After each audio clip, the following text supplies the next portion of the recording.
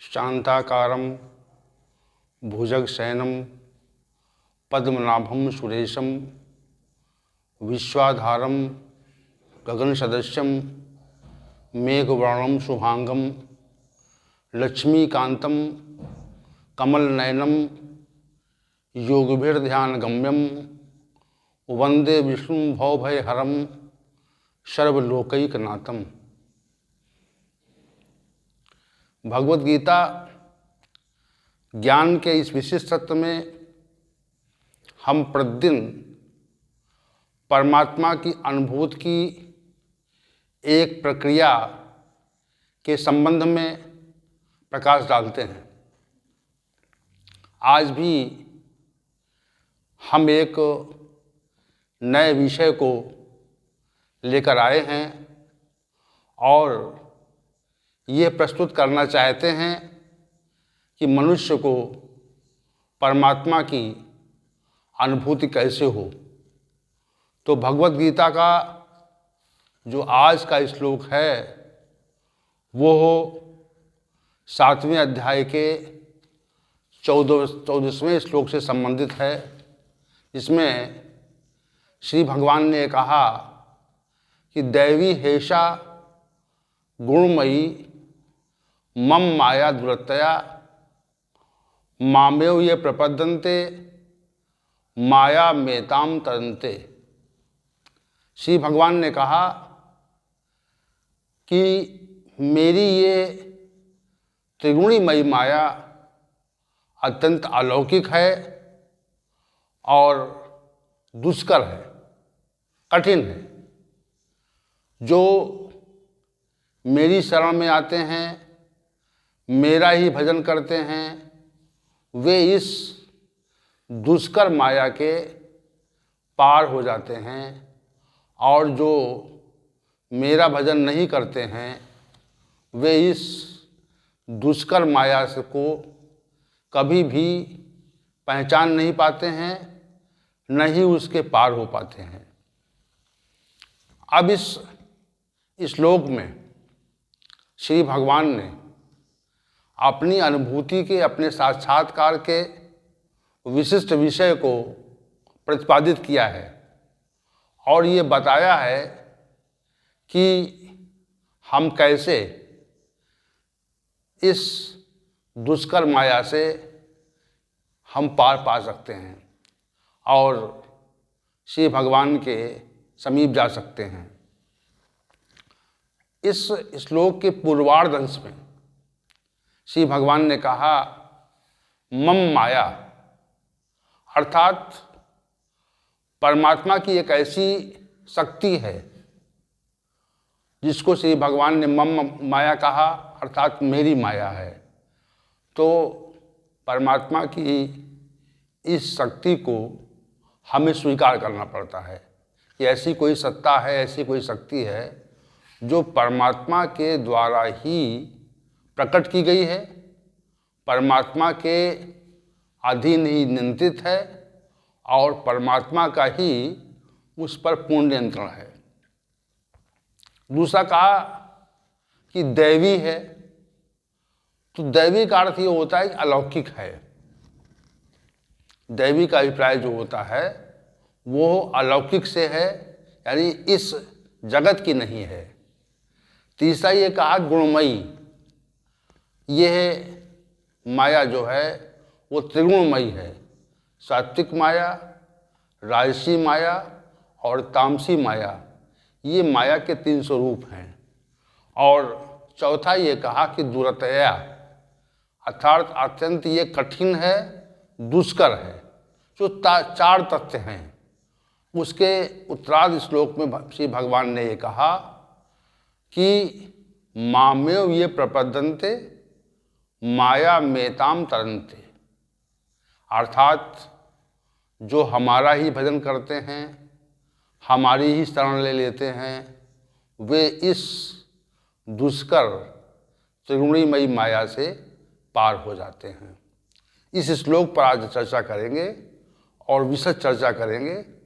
ये चर्चा विशेष रूप से साधकों के लिए प्रस्तुत की जा रही है।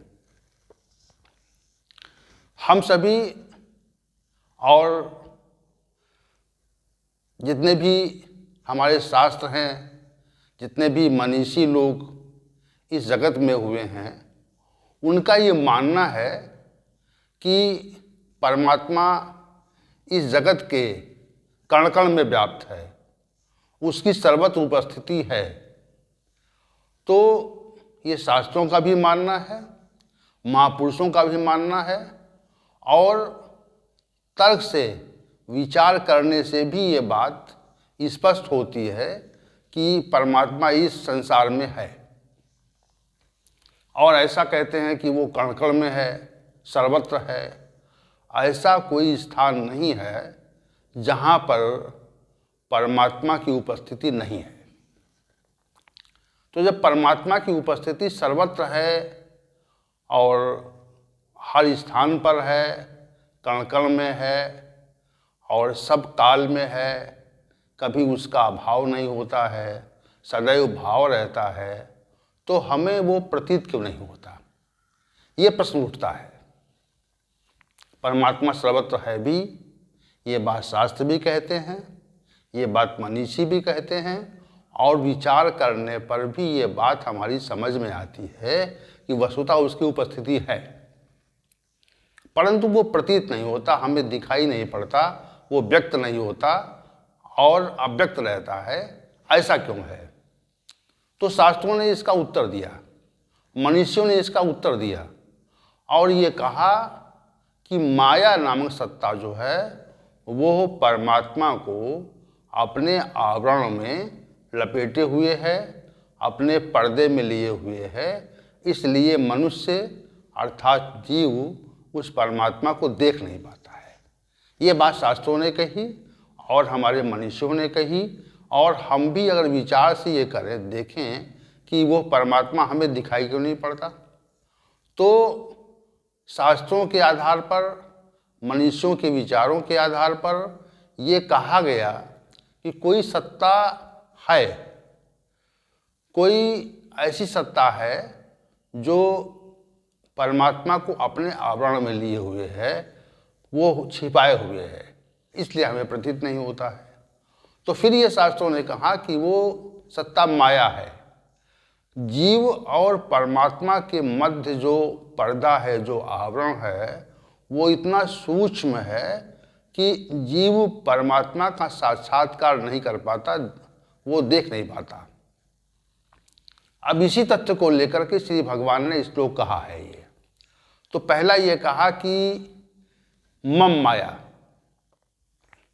मम माया का अभिप्राय ये होता है कि वो जो सत्ता है जिसने परमात्मा को अपने आवरण में छिपा रखा है, वो परमात्मा की ही सत्ता है, वो परमात्मा के द्वारा ही उपार्जित है। यद्यपि माया को अनादि कहा गया है कि उसका आदि नहीं है, लेकिन ये संकल्पना कर लेते हैं कि जब श्री भगवान ने ये कहा कि मम माया, तो इसका मतलब है कि वो श्री भगवान की ही ऐसी सत्ता है जो इस जगत में कार्य करती। जैसे परमात्मा सर्वत्र है, वैसे माया भी सर्वत्र है, और माया की सर्वत्रता के कारण ही वो परमात्मा हमको प्रतीत नहीं होता। तो ये इस तथ्य को हमें मानना चाहिए कि वो परमात्मा की शक्ति है, सत्ता है, जो परमात्मा को अपने आवरण में छिपाए हुए है। एक बात। दूसरी बात उन्होंने कही कि दैवी है। दैवी का अभिप्राय होता है अलौकिक। अलौकिक शब्द पर जब विचार करते हैं तो हम ये पाते हैं कि जो सत्ता इस जगत की न हो, इस जगत में है तो, लेकिन इस जगत की नहीं, ऐसा कहते हैं कोई अलौकिक बात हो गई। इसका मतलब वो सत्ता इस लोक की नहीं है, वो सर्वत्र है, और उसकी जो सत्ता है, उसकी उपस्थिति है, उसका जो प्रभाव है, उसका जो कार्य है, वो इस जगत के अलावा भी है। तो श्री भगवान ने इसी तथ्य को स्पष्ट करने के लिए कहा कि वो दैवी है, यानी इस जगत में जो कुछ भी है वो हम अपनी आंखों से देख लेते हैं, परंतु जो अलौकिक है, जो हमें प्रतीत नहीं होता है, जो व्यक्त नहीं है, जो अव्यक्त है, तो उस सत्ता को हम देख नहीं पाते हैं। यह विशेष बात है। तो वो सत्ता जो है, माया जो है, वो अलौकिक है, दैवी है, यानी इस जगत की नहीं है। ये बात और ढंग से समझ सकते हैं हम, ये बात कि उस माया की जो सत्ता है वो इस लोक के अलावा जितने भी इस ब्रह्मांड में लोक हैं वहाँ पर भी उसकी सत्ता है, यहाँ ही नहीं है। ऐसा माना जाता है कि इस पृथ्वी लोक के अलावा भी अन्य लोक हैं। इसका शास्त्रों में वर्णन आता है और वैज्ञानिकों ने भी इस पर बहुत शोध किया है और ये माना है कि इस जगत के अलावा भी अन्य लोक हैं। तो ये सत्ता जो है इस लोक की नहीं, अलौकिक दैवी है। और दैवी सत्ता को समझ पाना इतना आसान नहीं होता है, क्योंकि इसका संबंध इस लोक से नहीं है। इस विशेष बात यह है कि वो यहाँ पर है और इसका संबंध इस लोक से है भी नहीं, ये विशेष बात है। तो संबंध इस लोक से रहना, इस लोक के प्राणियों पर उसका प्रभाव रहना और उसका संबंध इस लोक से न होना ही दैवी कहा जाता है इसके लिए, कि लौकिक नहीं है। जो सत्ता इस जगह से कोई व्यक्ति है वो बहुत ही ऐश्वर्यवान है, बहुत ही प्रतिष्ठावान है, बहुत ही ऊंचे पद वाला है, तो उसका प्रभाव इस संसार में रहता है, अन्य लोगों पर रहता है और वो सत्ता प्रतीत होती है। ये तथ्य है यहाँ पे कि कोई सत्ता, यहाँ पे कोई व्यक्ति है ऐसा है जो बहुत ऊंचे पद वाला है, तो वो व्यक्ति हमको प्रतीत होता है। और दूसरी बात यह है कि उस व्यक्ति का प्रभाव प्रतीत होता है। जैसे ऊंचे पद वाला कोई व्यक्ति कहीं पे पहुंच जाए तो जो लोग पहले से वहाँ उपस्थित होते हैं वे उसका सम्मान करते हैं, उठ खड़े होते हैं, प्रणाम करते हैं, नमस्कार करते हैं। तो वो सत्ता यहाँ पर प्रकट हो गई, वो सत्ता हमको प्रतीत हो रही है और उस प्रतीत सत्ता के आते ही हम सभी उसके प्रभाव से प्रभावित हो जाते हैं। ये बात है, ये तथ्य है। लेकिन ऐसी कोई सत्ता है जो अव्यक्त है, जो प्रतीत नहीं हो रही है और फिर भी हम उस सत्ता के प्रभाव से पूरी तरह से प्रभावित हैं, ये विशेष बात है। ये लौकिक और अलौकिक सत्ता की अलग अलग व्याख्या है। इस जगत में जो सत्ताएं हैं, जो भी प्रभावशाली व्यक्ति हैं, वो हमको दिखाई पड़ते हैं और उनका प्रभाव भी दिखाई पड़ता है। उनका कोई आदेश होता है तो उस आदेश को प्रत्येक व्यक्ति मानता है, उसका सम्मान करता है। और परंतु जो सत्ता हमको प्रतीत नहीं होती है, जो दिखाई नहीं पड़ती है, उस सत्ता का इतना अधिक प्रभाव है कि हम सभी उस सत्ता के अधीन कार्य कर रहे हैं। ये विशेष बात है। इसीलिए श्री भगवान ने इसमें अलौकिक पद का प्रयोग किया है, दैवी का प्रयोग किया है। कहा वो सत्ता जो है, हमारी जो माया है, परमात्मा की जो माया है, वो अलौकिक है। वो व्यक्त तो नहीं है, अव्यक्त है। और अव्यक्त रहकर भी उसका प्रभाव हमको प्रतीत होता है। जैसे लोग सामान्य रूप से कहते हैं कि हम सभी उस माया के चक्कर में घूमा करते हैं। दिन भर मनुष्य उस माया के प्रभाव में ही अनेक प्रकार की क्रियाएं किया करता है। तो ये विशेष बात यह है कि वो हमें प्रतीत तो नहीं होती, परंतु उसका प्रभाव प्रतीत हो रहा है। ये विशेष बात है कि भाई हमें कोई सत्ता प्रतीत नहीं हो रही है और उसका हम पे पूरी तरह से प्रभाव है, इसलिए श्री भगवान ने उसको दैवी कहा है। दैवी वो ऐसी सत्ता है जो प्रत्येक मनुष्य के जीवन को, उसकी क्रिया को, उसकी सारी गतिविधि को प्रभावित करती है, परंतु वो सत्ता हमको प्रतीत नहीं होती है। हम उसको देखना चाहें कि किस सत्ता ने हमको प्रभावित किया हुआ है, तो वो सत्ता हमको प्रतीत नहीं होगी, दिखाई नहीं पड़ेगी। प्रतीत न हो करके अप्रतीत रहकर, अव्यक्त रहकर जो सत्ता हमको प्रत्येक काल में प्रभावित करती है, वो सत्ता माया है, वो दैवी है। दैवी पद का यह अभिप्राय है। दूसरा ये कहा कि गुणमयी है। गुणमयी का जो अर्थ है वो ये है कि इस संसार में त्रिगुण का ही कार्य है, जितना भी कार्य है। तो उस सत्ता ने 3 रूप लिए हुए हैं। एक रूप सात्विक है, दूसरा रूप राजसी है और तीसरा रूप तामसी है। गुणमयी शब्द की व्याख्या हो रही है, पद की व्याख्या हो रही है। तो जो माया है वो 3 स्वरूपों में है। एक तो सात्विक माया का सात्विक स्वरूप है, दूसरा माया का राजसी स्वरूप है, तीसरा माया का तामसी स्वरूप है। ये क्यों है? क्योंकि इस संसार में 3 प्रकार के पुरुष रहते हैं।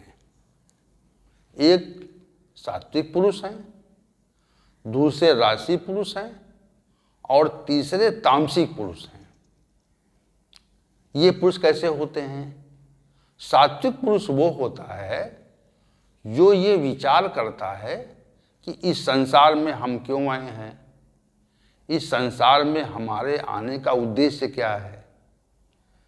ऐसी कोई सत्ता अवश्य है जो इस समस्त संसार का नियंत्रण करती है और हमें अपने श्रेष्ठ और गुरुजनों का और उस सत्ता का सम्मान करना चाहिए, प्रणाम करना चाहिए।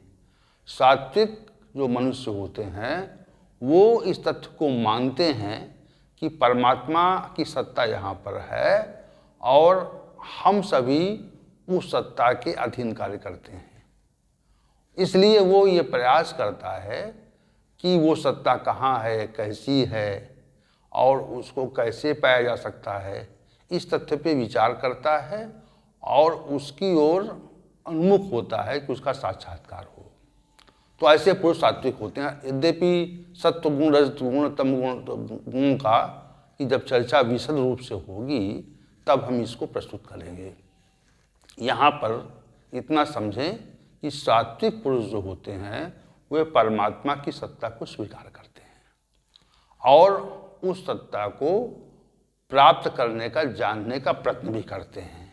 अपने श्रेष्ठ पुरुषों से, गुरुजनों से, शास्त्रों के माध्यम से वे ये प्रयास करते हैं कि उसके निकट जाया जाए, उसको जाना जाए।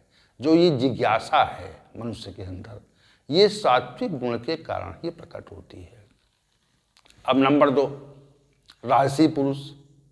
राजसी पुरुष वो पुरुष होते हैं जो इस संसार में जो वस्तुएं हैं, जैसे धन है, संपत्ति है और जो स्थितियां हैं, ऐश्वर्य है, प्रतिष्ठा है, पद है और जो भोग हैं, शब्द, रूप, रस, स्पर्श, गंध नाम के जो 5 भोग हैं, इनको प्राप्त करने के लिए प्रयत्नशील रहते हैं। रात दिन वे प्रयास करते हैं कि हमें कैसे धन का उपार्जन हो, कैसे हमारी संपत्ति बढ़े और उस संपत्ति और धन का हम कैसे अधिक से अधिक उपयोग अपने लिए और अपनों के लिए करें। तो इस विचार को लेकर, इस भाव को लेकर के जो लोग कार्य करते हैं वे लोग राजसी पुरुष हैं। यानी इस जगत की सत्ता को प्राप्त करने के लिए जो लोग निरंतर प्रयत्नशील रहते हैं, बहुत श्रम करते हैं, रात दिन प्रयत्न करते हैं और ऐसे ऐसे कार्य करते हैं कि धन एकत्र हो, संपत्ति एकत्र हो, संपदा एकत्र हो, तो ऐसे पुरुषों को राजसी पुरुष कहा जाता है। राजसी पुरुष की यही पहचान है कि आपने देखा होगा वर्तमान में कि बहुत से मनुष्य ऊंचे पद को लेकर कार्य करते हैं ऊंचे पद की कल्पना रहती है, हमें कोई उच्च पद प्राप्त हो जाए। बहुत से लोग ये प्रयास करते हैं कि बहुत धन एकत्र हो जाए, बहुत से लोग प्रयास करते हैं कि बहुत संपत्ति एकत्र हो जाए। तो इस भाव को लेकर के जो व्यक्ति कार्य करते हैं उन लोगों को राजसी कहा जाता है। अब आइए तामसी पुरुष। अब इस संसार में जो कुछ हम देखते हैं तो कुछ लोग ऐसे होते हैं जो लोगों का अहित करके अपना हित चाहते हैं। सीधी बात यह है कि तामसी पुरुष का लक्षण ये है कि जो व्यक्ति अन्य व्यक्तियों का अहित करके, उन्हें नुकसान पहुंचा करके, उन्हें पीड़ा दे करके स्वयं का हित चाहते हैं, ऐसे पुरुषों को तामसिक पुरुष कहा जाता है। और ऐसे ही पुरुष संसार में असामाजिक अनैतिक कार्य करते हैं, हिंसा आदि कार्य करते हैं। और उनका लक्षण विशेष ये है कि वे अधिक समय निद्रा, आलस्य और प्रमाद के अधीन रहते हैं। तो तामसिक पुरुषों की इस जगत में समय के प्रभाव से बहुलता है। उसके बाद राजसी पुरुष हैं, उसके बाद सात्विक पुरुष हैं। जैसे इस जगत में अगर एक पुरुष सात्विक है तो 100 राजसी हैं और 10,000 तामसी पुरुष हैं। ये कलयुग के प्रभाव से है। तामसिक पुरुषों की, राजसी पुरुषों की इस संसार में सत्ता प्रतीत होती है। तो तामसिक पुरुष वो लोग होते हैं, तामसी स्वभाव के वो व्यक्ति होते हैं जो दूसरों का हित करके अपना हित चाहते हैं। सीधी सीधी बात है कि ये है। तो 3 प्रकार के पुरुष हैं, सात्विक पुरुष, राजसी पुरुष और तामसी पुरुष, जिनका हमने संक्षेप से वर्णन किया। तो त्रिगुणीमयी माया ने, परमात्मा की त्रिगुणीमयी माया ने इसलिए 3 रूपों का चयन किया है, 3 रूपों में अपने को परिवर्तित किया है। इसलिए परिवर्तित किया है कि 3 प्रकार के पुरुष हैं। तो 3 प्रकार के जो पुरुष हैं, जैसे सात्विक पुरुष हैं तो उसको सात्विक माया प्रभावित करती है। राजसी पुरुष हैं तो उनको राजसी माया प्रभावित करती है।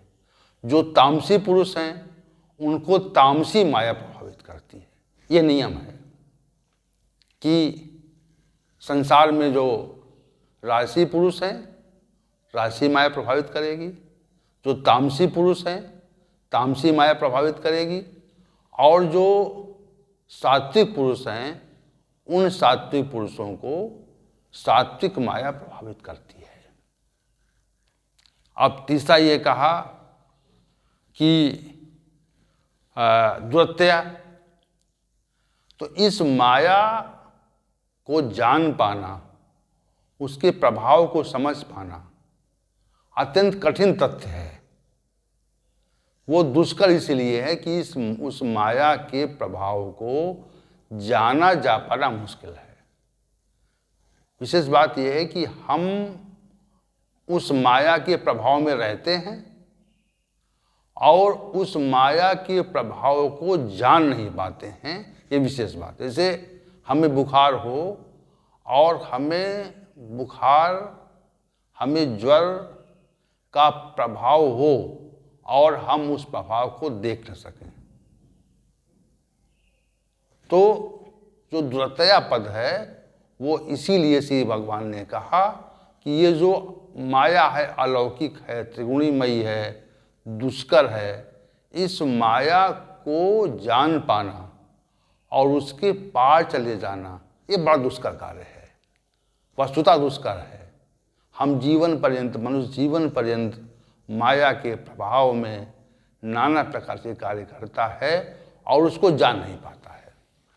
अब आगे जो इस श्लोक का जो उत्तरार्ध भाग है उसमें ये कहा गया है कि श्री भगवान ने कहा कि मामेव ये प्रपद्यन्ते, जो श्री भगवान, माम के साथ में एव पद लगा दिया, मेरा ही, यानी श्री भगवान का ही, अन्य का नहीं।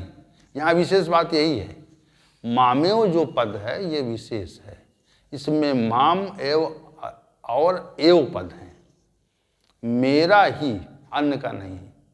इस भाव को बार बार विचार करें इस पे कि माम एव, मेरा ही, अन्य किसी का नहीं। अन्य किसी की सत्ता के प्रभाव से प्रभावित रहकर अगर आप कार्य करते हैं तो आप माया के प्रभाव से कभी भी उन्मोचित नहीं हो सकते, उससे निकल नहीं सकते। इसलिए श्री भगवान ने यहाँ पे दूसरे इस श्लोक के उत्तरार्ध भाग में प्रथमता ही कहा मामेव, मेरा ही, अन्य का नहीं। अन्य का होगा तो नहीं, इसलिए मामेव ये प्रपदंते कहा कि जो मनुष्य मेरी ही शरणागति लेते हैं, मेरा ही भजन करते हैं, मेरा ही आश्रय ग्रहण कर लेते हैं, मुझको ही जानते हैं, इस सर्वत संसार को भूलकर मेरी ही पूजा उपासना करते। प्रपदंते पद का बड़ा व्यापक अर्थ है, इस पर चर्चा कभी होगी क्योंकि यहाँ पर चर्चा सूक्ष्म रूप से हो रही है। प्रपदंते पद का बड़ा व्यापक अर्थ है कि जो शरण पहुँच जाएं, जो उसके भजें, जो उनको स्मरण रखें, जो श्री भगवान को अपना ही माने, अन्य किसी को ना माने, उसे ही अपना समझें, ये बड़ा व्यापक अर्थ है। प्रपदंते जो शब्द है, पद है, ये बड़े व्यापक अर्थ वाला है, इस पे ही चर्चा बहुत हो सकती है। तो मामेव प्रपदंते, तो श्री भगवान ने परमात्मा की अनुभूति की प्रक्रिया को एकदम स्पष्ट किया है कि जो श्री भगवान की शरण ग्रहण कर लेते हैं, जो उनका भजन कीर्तन करते हैं, तो वे ही, भगवान ने आगे कहा कि मायाम एताम तरन्ते, मायाम एताम तरन्ते, वे ही इस माया को पार कर जाते हैं, अन्य लोग नहीं कर पाते हैं। विशेष बात है यहाँ पर जो अनुभूति का संकेत है, परमात्मा के साक्षात्कार का जो संकेत है, वो हो दुर्लभ और दुष्कर माया को पार करने से संबंधित है। हम अगर परमात्मा की, श्री भगवान की शरण ग्रहण कर लेंगे तो इस दुष्कर माया के हम पार चले जाएंगे और वैसे नहीं जा पाएंगे। तो दैवी हेसा गुणमयी मम माया दुरत्या मामेव ये प्रपदंते माया में ताम तरन्ते। जो ये हमारी श्री भगवान की ये माया है, ये अलौकिक है, त्रिगुणात्मक स्वरूप वाली है, दुष्कर है, और इस माया को से तरने के लिए, इस माया से पार जाने के लिए, उस आवरण को के छेदन के लिए, उस आवरण को समाप्त करने के लिए, उस आवरण को तोड़ने के लिए, जहाँ पर जीव और परमात्मा के मध्य का जो आवरण है उसको समाप्त करने के लिए जो श्री भगवान की शरण ग्रहण कर लेते हैं, तो वो मनुष्य उस आवरण को तोड़ देते हैं, वो आवरण स्वतः समाप्त हो जाता है। श्री भगवान उस आवरण को स्वतः हटा लेते हैं। ये कह दें ये बात, या तो हम अपने प्रयास से श्री भगवान की शरणागत, लेकिन ये जो कार्य है, परमात्मा की अनुभूति का जो कार्य है, वो श्री भगवान की कृपा के बिना नहीं होता, क्योंकि त्रिगुणीमयी माया का इतना प्रभाव है। त्रिगुणीमयी माया पर चर्चा कभी करेंगे तो उसको विशद रूप से रखेंगे हम। तो उस प्रभाव को समाप्त करने के लिए, परमात्मा के साक्षात्कार के लिए, ये हमें जानना चाहिए कि हम उस परमात्मा की शरण में जाएं, श्री भगवान की शरण में जाएं, जो कि निराकार